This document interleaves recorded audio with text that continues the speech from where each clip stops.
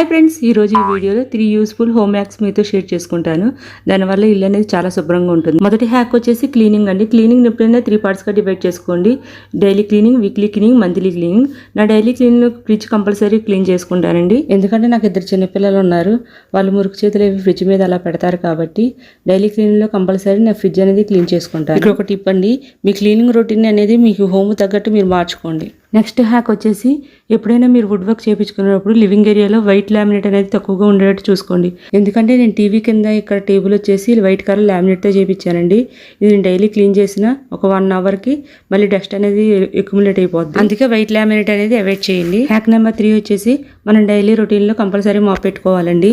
మీకు daily MOP పెట్టుకోవడం కుదరకపోతే అట్లీస్ట్ లివింగ్ ఏరియా, కిచెన్ అయినా మాప్ పెట్టుకోవడానికి ట్రై చేయండి.